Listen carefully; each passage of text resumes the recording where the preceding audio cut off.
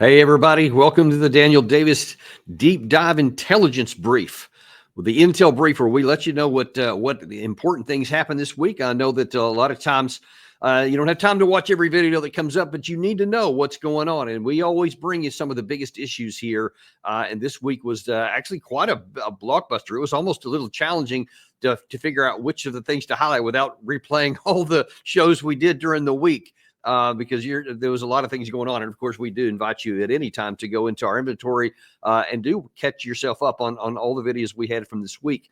But probably the biggest news this week, I wouldn't say probably, the biggest news this week was the expansion and acceleration of the possibility for a broader war in the Russia-Ukraine war.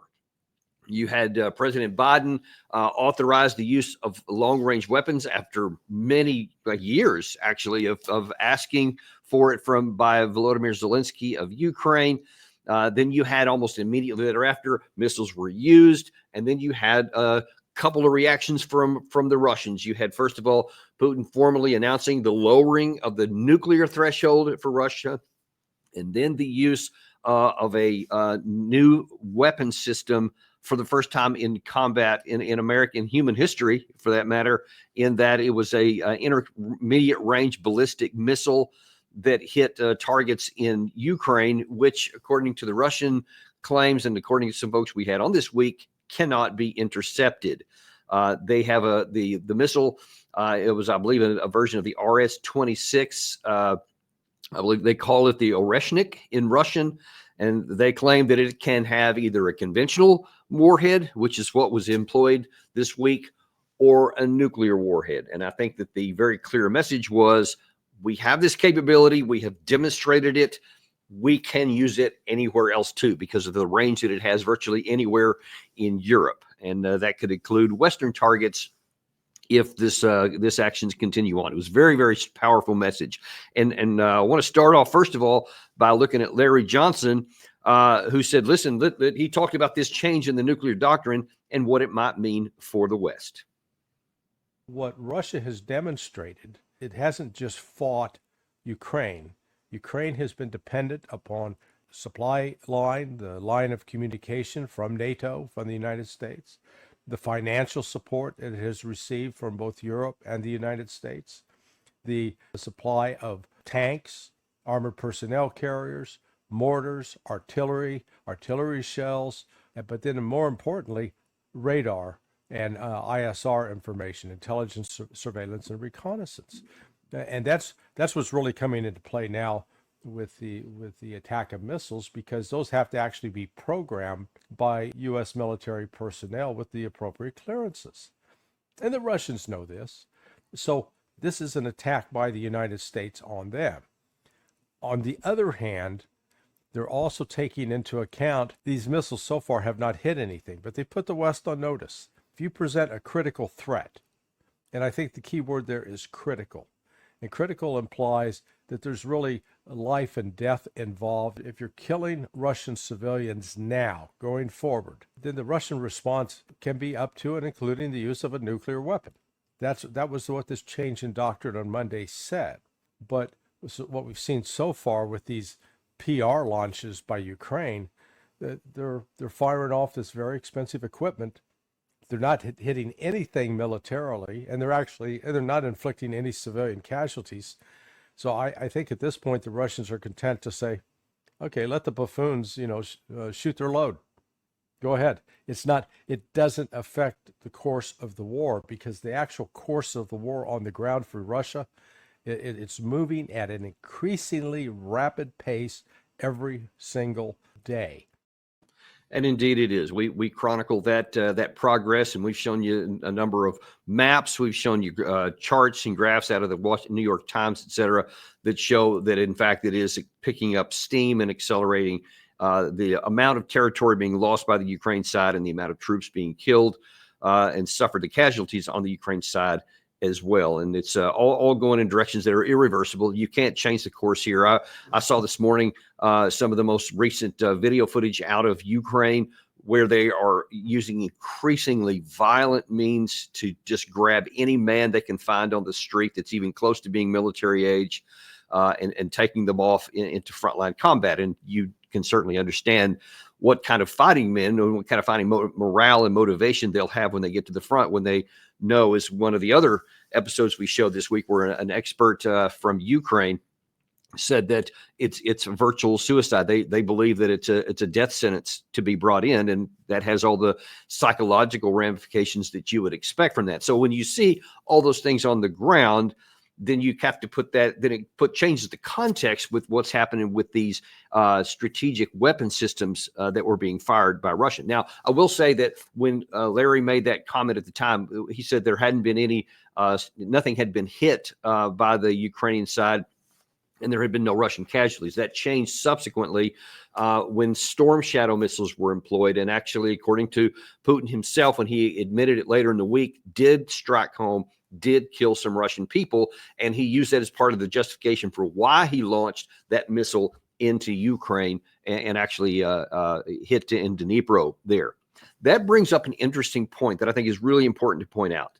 At least so far, when the ATACMS missiles, the US ATACMS missiles, long-range missiles, were fired, they hit nothing. They were either all shot down or, because of electronic warfare, were made to miss the target. But when the Storm Shadow missiles were fired, apparently quite a number of them actually did hit the target. Now, this brings up a couple of big problems, though. Those people, and I almost got this and put this on for today, but I just chose not to for various reasons. Ben Hodges, we have him on all the time.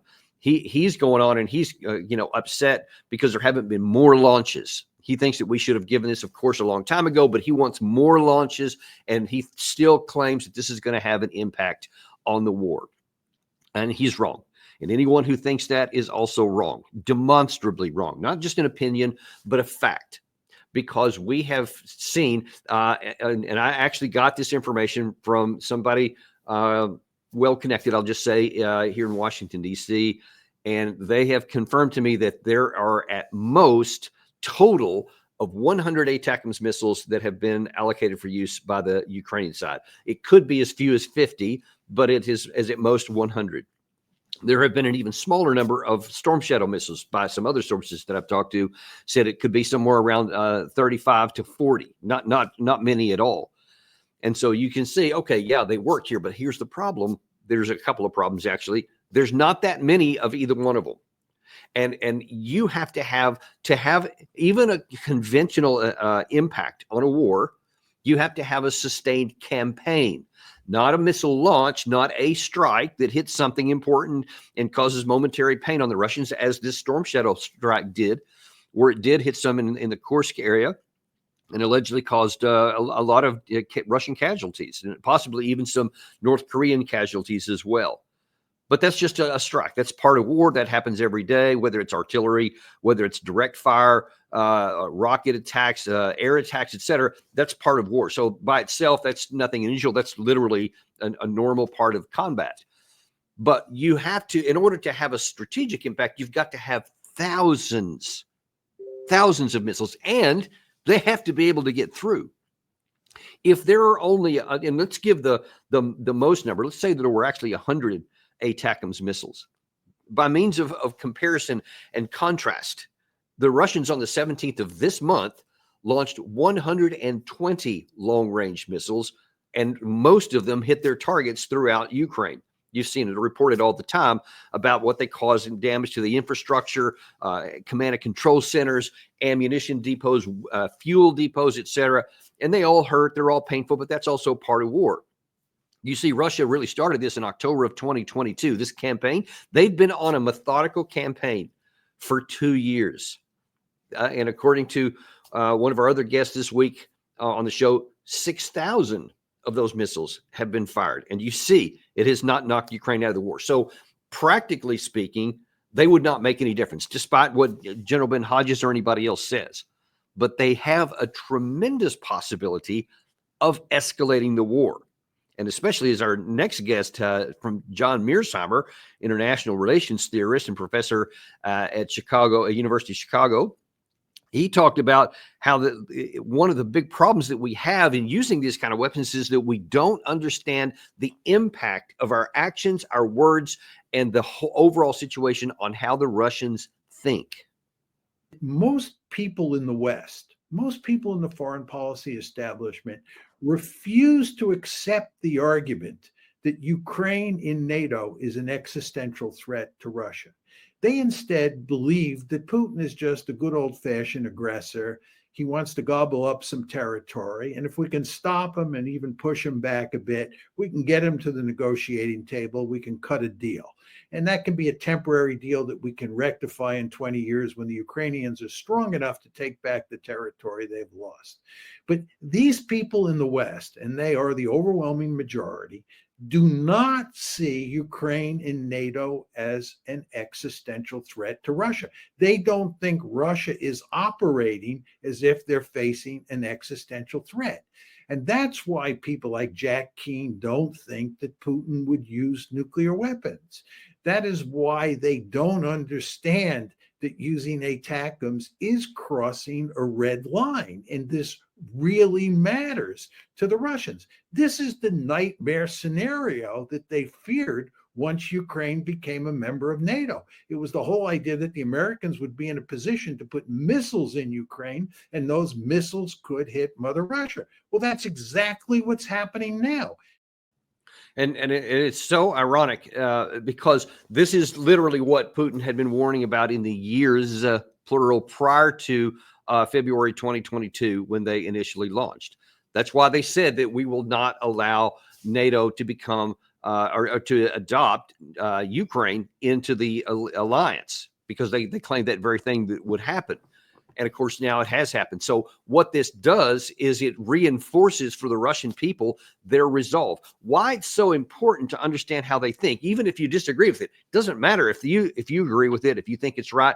For example, we have literally since the 1990s always said, NATO's just a defensive alliance, man. You don't have anything to worry. It's not offensive. That's fine for the Western ears. That's what we hear and that's what we believe. But to the Russian eyes and minds, it is an offensive capacity, and they see it methodically over the decades move closer and closer to its border, and they finally drew a red line in Ukraine.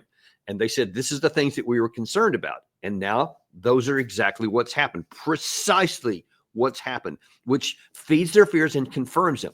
And because they have seen this from the beginning, it's never changed. They see this as an existential threat. See, you have to understand how your adversary or opponent may think about a certain thing and how it may affect their actions. The idea is supposed to be to take actions, carrots or sticks, so that you can influence the behavior of the other side so that they will do something that's good for you or that they will avoid doing something that's bad for you. That's supposed to be the objective so that you have a good outcome for your side. But when you ignore what the other side thinks and what they fear most of all, and I've been saying this for literally years, if you ignore what they fear and feed their fear, then you increase their motivation to do something antithetical to your interests. And that is counterproductive. So it's stupid to say they should see it the way I see it. Russia should be fine with all of this, and then everything would be cool. Fair enough to think that's what they should do, but it doesn't matter what you think. It only matters what the other side thinks and what they do. And so when they have signaled for years that they consider this as an existential threat and that they have signaled that they would take going all the way up even to war, and then they act on it, then it would seem to be a rational thought for the Western side to say, let's reevaluate our course of action here. Let's reevaluate the tactics and the policies that we're putting in play here, because they're not rendering anything good for our side. In fact, they're bringing us closer to the potential for expanding a war. How about if we acknowledge what they think about something and take some actions that might actually precipitate a positive move? Something like that's called diplomacy. It used to be a normal part of statecraft for the United States, which we have throughout the decades and centuries, it sometimes used to brilliant positive effect. Those capabilities still exist. We just, for some reason, have stopped using them because, and I think really the trigger point or where we crossed over the line was after 9/11. And you know, Bush's famous, you're either with me, you're against me, and declared everybody an axis of evil that you don't like, and just went on this whole thing that, you know, kind of the cowboy mentality that Bush started, and then Ironically, Obama continued on, and everybody since. And that's kind of how the foreign policy in the United States has gone. No matter which party we're talking about, it's been pretty consistent with that. And it seems like the Biden administration has taken it to a whole new level. There is hope of some quarters that the incoming Trump administration will recognize how things worked in the first time. It is at least some people putting into place that could perhaps bring in a very much more sane foreign policy, recognizing international reality, and will take actions that benefit America, not harm it. One of the other reasons it's crucial to understand why the Russians think what they do is for what comes next. Okay, so Putin launched this missile and this new RS-26, the Oreshnik, what they call. And it had an incredible reaction on the ground, which I'm going to get you some details here in a second. But it's important, though, to see what else Putin said. After that happened, yesterday, Putin gave another speech, aside from the one he gave immediately after that, where he said, listen, this Oreshnik is one of many, and we're now putting it into serial production. We have many other variants already in the inventory, and we're going to continue testing them. He very clearly signaled we're not done yet. And if there are continued missile launches by you, you can count on continued strikes here. And if those missiles are to the U.S. long-range missiles, if we continue allowing Zelensky to use them, and they have similar effect to the other, or even greater, who knows? Maybe the next time the Ukrainian side, with America's targeting help, may strike something that's not as protected as the first ones were with the ATACMS, because Russia can't defend everything all over the place. They don't have a flaw. They don't have like an invisible shield that can protect their entire country. They have to prioritize where they put the majority of their air defense weapon systems. And there are targets you can select that don't have as much air defense, and probably the ATACMS could get through, depending on where they're launched. So if that happens, then I think that we can count on an additional strike. And one of the most sobering things that Putin said in his various comments after that missile was launched, and he reiterated again yesterday, we reserve the right to strike any country that participates in this, and as he said the day before, in a mirror type way, in a tit for tat way. So if the West uses their missiles, and that means the US and UK, because that's the only ones that are involved, and it strikes and kills a Russian military target anywhere in its country, the very real possibility exists that they will act on that and strike a commensurate military target in the United States or the U.S. Allied countries in NATO or a British side. Now, it would be the height of an absurdity and foolishness for the U.S. to say, okay, let's see here. What did Putin say in December 2021 when we were emphatically, Jens Stoltenberg at the time, saying nobody tells us who's coming into NATO? I don't care what Putin has said. We get to decide who's coming in, and it's Ukraine. They're definitely going to be coming in at some point here. And Putin said, okay, if you do that, we're going to use military technical means to stop it, which in Russian speak means war. They already had the troops around there. So he showed Putin, this is a red line. You crossed it, and we took action. We invaded. Now then, we had Putin gave in September a very clear red line. If you use long-range weapon systems by the West to strike targets in the Russian deep land, we will take commensurate action. That's what he said before. Then he did it. Okay? Crucial to understand that. He gave a threat, a red line. We crossed it. He took action. Now, what sense would it make to say, okay, in the last several weeks now down to just weeks of the Biden administration, after 3 years of trying to change the outcome on the ground, and we have failed, it has not. They're continuing to lose. The loss is already baked in. There's no way to avoid it at this point. So why would I want to take action that won't change that outcome? It's not going to change the dynamics on the battlefield, which I just told you, unless we have 6,000 or 10,000 missiles to use. There's not even a theoretical possibility. And of course, we now know that Russia's not going to allow thousands of missiles to be used. He might not allow one more missile to be used if it strikes and kills something on the Russians without taking other action. So he told you what he would do before. We crossed it. He did it. That happened again recently. And now then we are faced with this next situation to where he says, If you do it again, now then we reserve the right to strike you outside of here. That has all kinds of horrific ramifications, not the least of which would be Article 5.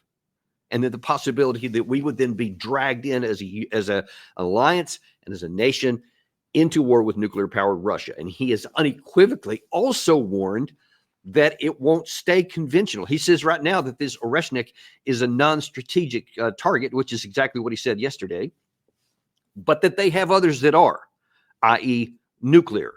And he has been emphatic about that for a long time. And what possible rationality on the West would say, let's find out if he means it. And apparently, General Ben Hodges is one of those. I saw an interview with him yesterday, and he's still saying that. He's not going to do it. He's not going to go nuclear. You've seen Jack Keane. He's not going to do it. He's not going to go nuclear. Actually, all kinds of generals. Everybody that's so many that we've seen on the major media has said he's not going to do that. Why would you want to find out?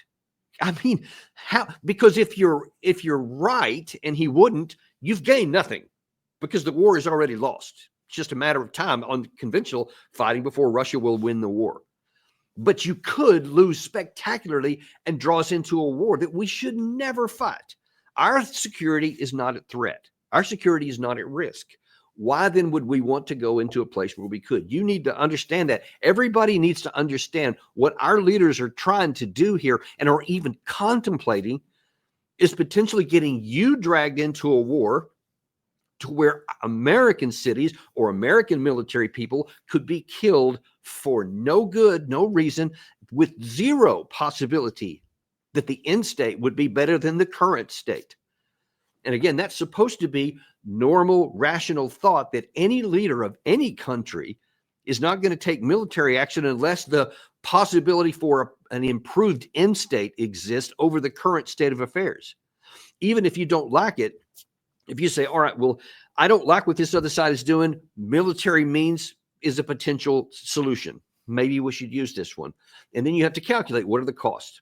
What is the cost going to be for me to do it in terms of physical money, weapon systems, ammunition stockpiles, and of course the troops and our capacities?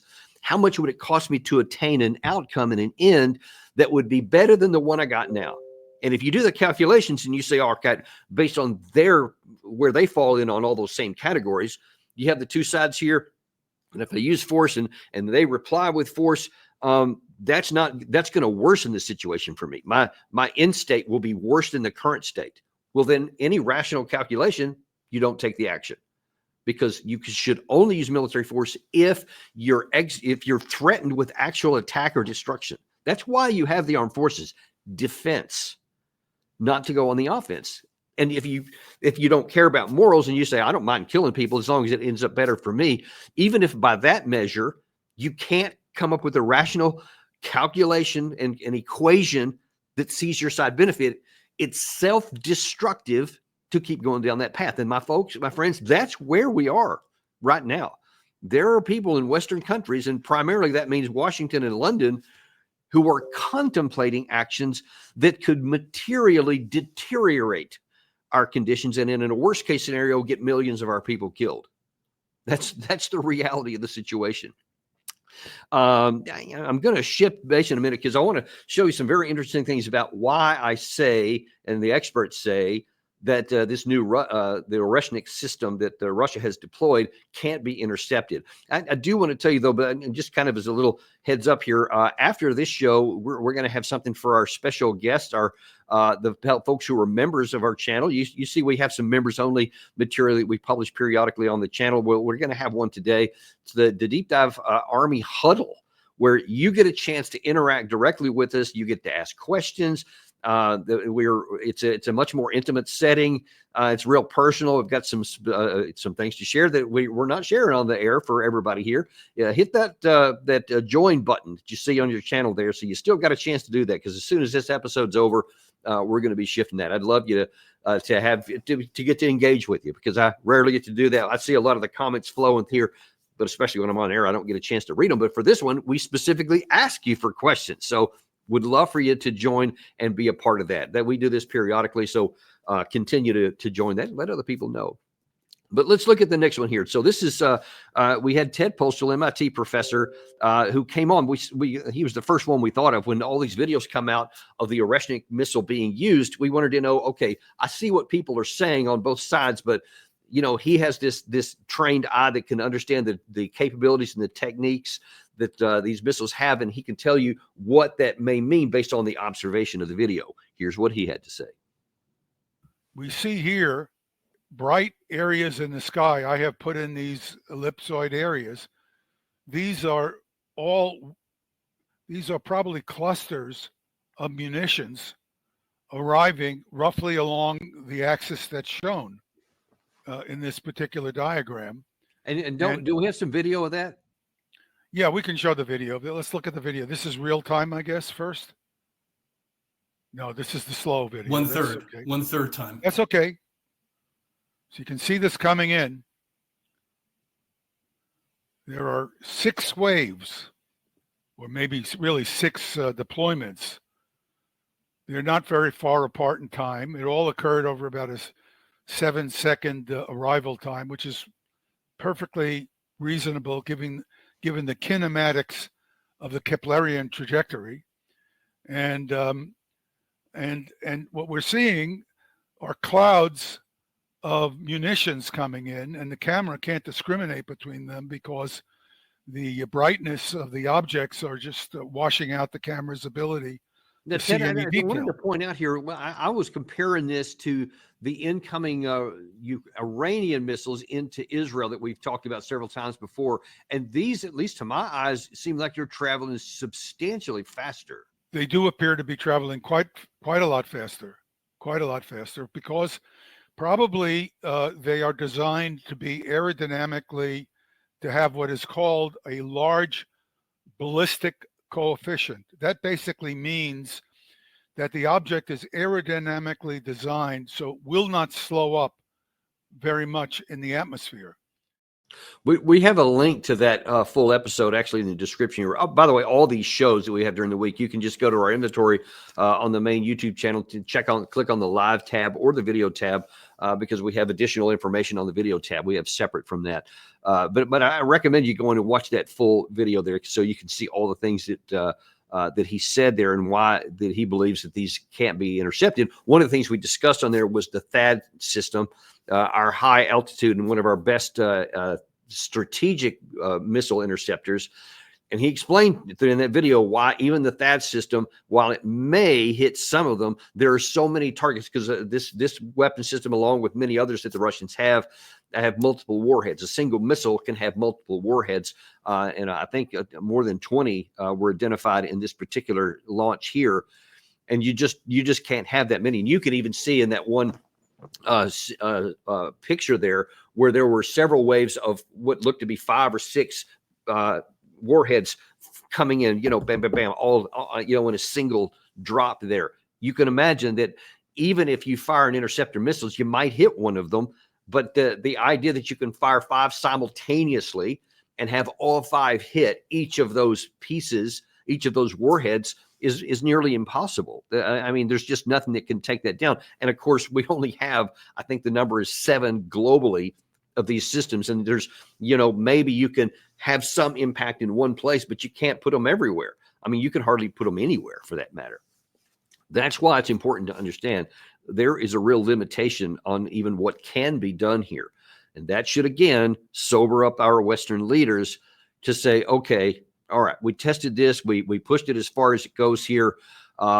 Anything further would be suicidal.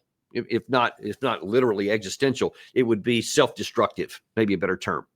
So we should not, in the remaining 2 months that there is of the Biden administration, allow any more of these weapons to be used. There is no point in it. The American people spoke and said that it did not elect Kamala Harris of the current administration because they didn't want the war to continue. Her position was they were going to continue on for as long as it takes and just keep on doing the same thing that the Biden administration's been doing. President Trump came in and said, no, I'm going to do the opposite. I'm going to end this war. And by all accounts, that's exactly what he's planning on doing. And so for the outgoing administration to say, I don't care what the American people said. We're going to put something that's going to maybe tie the hands of the American incoming administration and maybe get this escalated is not just reprehensible and really insulting to the American voting population, but it's also potentially catastrophic for our own interest, because you can't control what Russia does. You can't control how they react to situations here. And again, this is so crucial to understand. If there is not even the rational possibility of an improved situation, either for Ukraine or for the United States, it is foolish to the highest degree to use weapon systems that can only expand the war and cause even more difficulty for Ukraine and the United States. That is the almost certain probability. There is not even the theoretical possibility that they could actually improve anything. Quite the contrary. Well, speaking of Joe Biden, I want to move on to something that he said. So he went to the G20 summit, where the 20 largest economies of the world are meeting, something that they do very frequently. And he's going to see in this clip you're going to see here in a second, he's going to be talking about what he views as one of the more dangerous things. Check this out. History is watching us. History is watching. I urge us to keep faith and keep going. This is the single greatest existential threat to humanity. Now, Gary has stopped it there for a very obviously, since I've just shown you all these things where we could literally be on the brink of nuclear war. Obviously, he's going to say that the most existential threat, existential, is a nuclear weapon. Continue. If we do not deal with climate change, our children, our great-grandchildren, our great-great-grandchildren, their future is going to be determined by what we do in the next 4 to 6 years. So I urge you all to reach out further. And I'm not going to say any more. I have much more to say, but I'm not going to now. But thank you for focusing on this issue. I really think it's the existential issue humanity faces. Wow, that's really interesting. He has more to say, but he's going to say it later, even though this is one of the last things he'll ever do on the international stage. Not sure what he meant by that, but just wow. Okay, you can claim with some scientific legitimacy that climate change is going on, and it's a serious issue that needs serious attention. It's less clear from the science exactly what the impact that various things we can do would have, but it's no joke, and so don't ignore it, et cetera. But you can look back through literally hundreds of thousands of years of human history and climate history. There's various ways that you can measure it, and there's been lots of radical changes over the years. The climate could change, and that could have, again, straight up genuine, substantial impact on humanity, especially in coastal areas, et cetera. I don't need to get into all that, but it's not inconsequential. It's not existential, though. It could be very dangerous if we don't manage the changes, regardless of whether it's something that's already baked into just the cycle of the earth, or if it's something that's man-made and can be changed. That's a debate some other people can have, but no matter what the answer is, it can have real impact.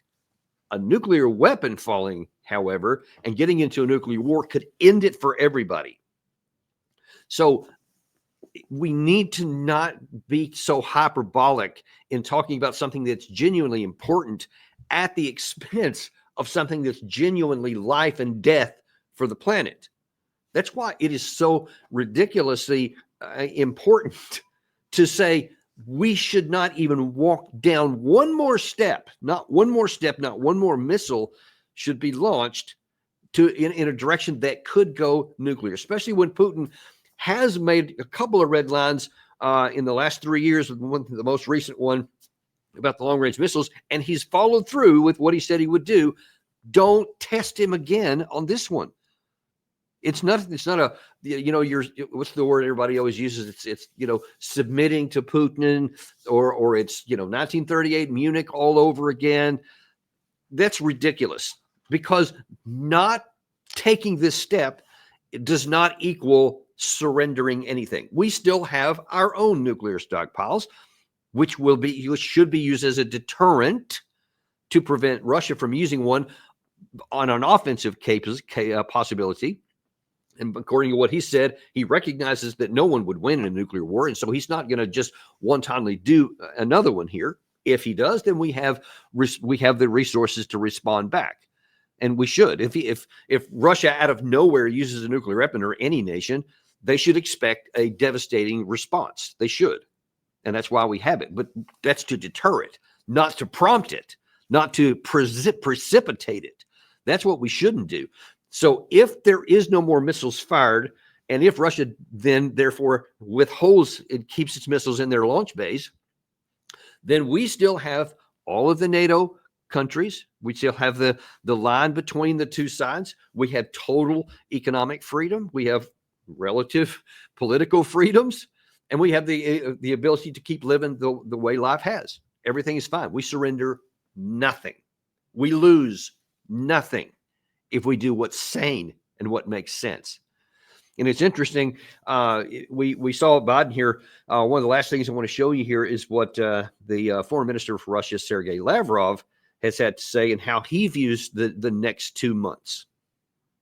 As to what we can expect from Biden and his outgoing administration, well, the deliveries of ATACMS missiles and the way they allowed the British and the French to use their own missiles.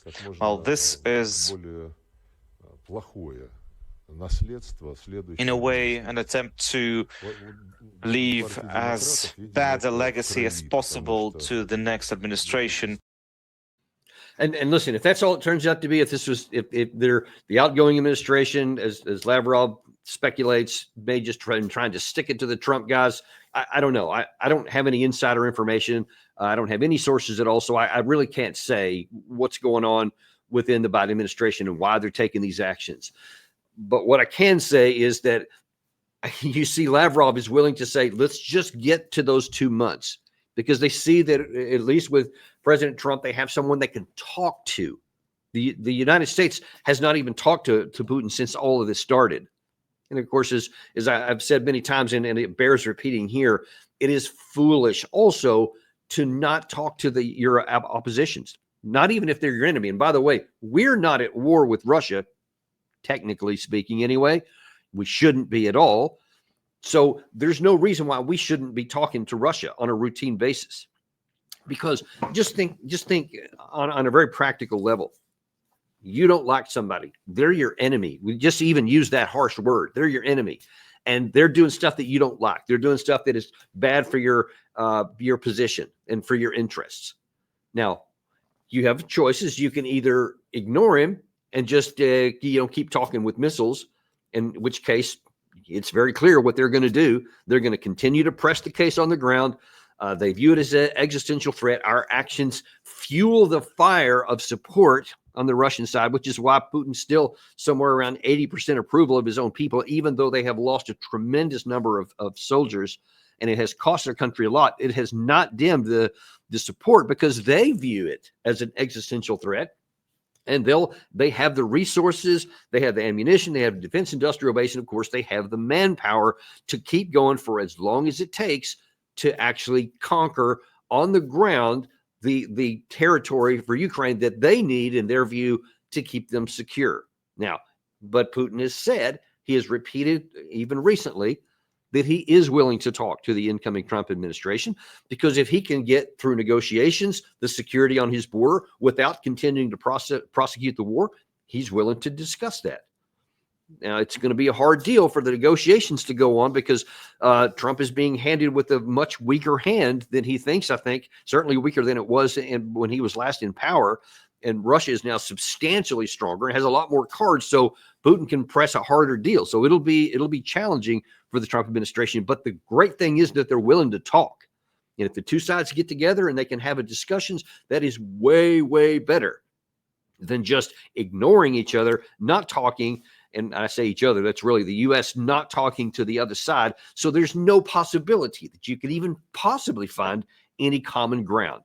There is common ground that can be found. Both sides do have motivation and incentive, meaning the United States and Russia, to get this war over with. Now, of course, that leaves the other part of this. It's a problem is that the Ukrainian side and Volodymyr Zelensky, who doesn't want to de-escalate anything, he's doing everything he can to escalate further because he wants to draw in the West. We just have to be clear-minded and sober about that. He wants to draw the West into the war because that's what he thinks that he can do to win it. But that's delusional. There is no path to winning. Let's be clear about this. Even if Zelensky got his way and drew the West in, that's not going to win it for Ukraine. That's going to just cause everyone to be a loser because it almost certainly would then turn into a nuclear exchange. So Zelensky is wrong, and he can do whatever he wants with his own country. We need to do whatever we want, whatever we need to do with our own national security. And that primarily means the United States and the United Kingdom.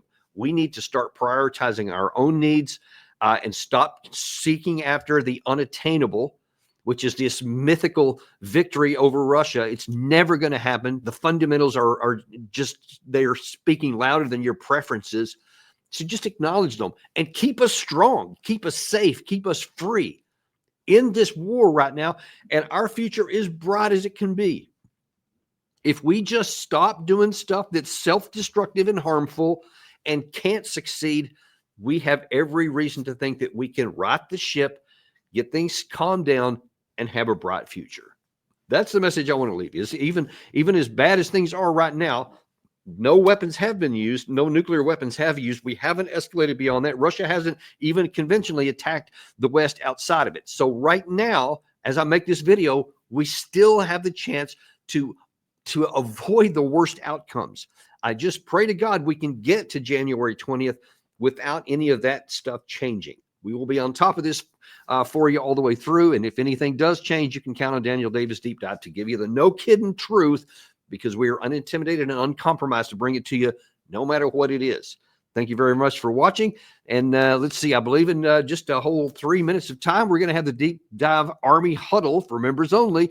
You still got a few minutes there to join the team and be a part of that huddle. I'm looking forward to seeing you guys and interacting with you in about 3 minutes. Thanks, and I'll see you then on the next episode of Deep Dive.